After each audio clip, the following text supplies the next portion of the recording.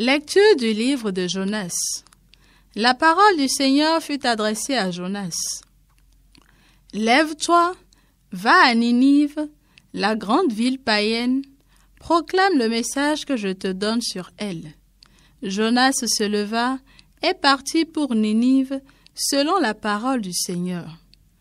Or, Ninive était une ville extraordinairement grande. Il fallait 3 jours pour la traverser. Jonas la parcourut une journée à peine en proclamant « Encore 40 jours et Ninive sera détruite. » Aussitôt, les gens de Ninive crurent en Dieu. Ils annoncèrent un jeûne et tous, du plus grand au plus petit, se vêtirent de toile à sac. La chose arriva jusqu'au roi de Ninive. Il se leva de son trône, quitta son manteau, se couvrit d'une toile à sac et s'assit sur la cendre. Puis il fit crier dans Ninive ce décret du roi et de ses grands. Hommes et bêtes, gros et petits bétail, ne goûteront à rien, ne mangeront pas et ne boiront pas. Hommes et bêtes, on se couvrira de toile à sac, on criera vers Dieu de toute sa force, chacun se détournera de sa conduite mauvaise et de ses actes de violence. Qui sait si Dieu ne se ravisera pas et ne se repentira pas, s'il ne reviendra pas de l'ardeur de sa colère. Et alors nous ne périrons pas. En voyant leur réaction et comment ils se détournaient de leur conduite mauvaise, Dieu renonça au châtiment dont il les avait menacés. Tu ne repousses pas, ô mon Dieu, un cœur brisé et broyé.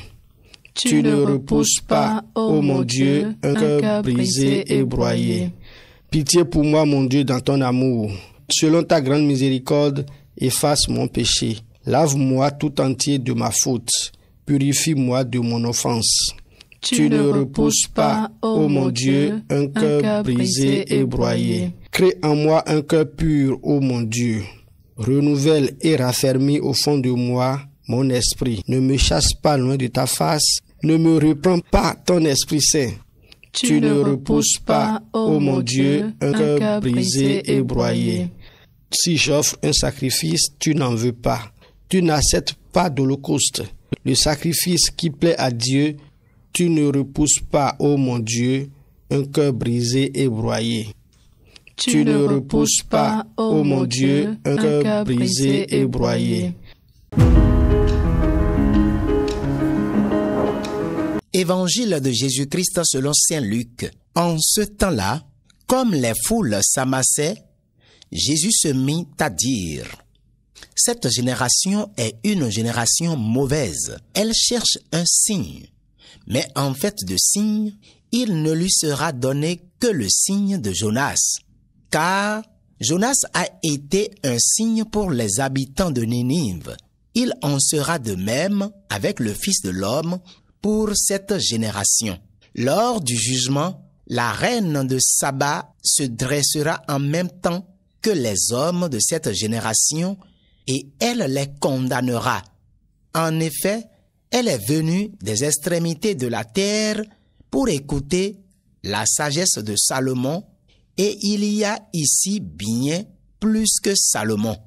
Lors du jugement, les habitants de Ninive se lèveront en même temps que cette génération et ils les condamneront.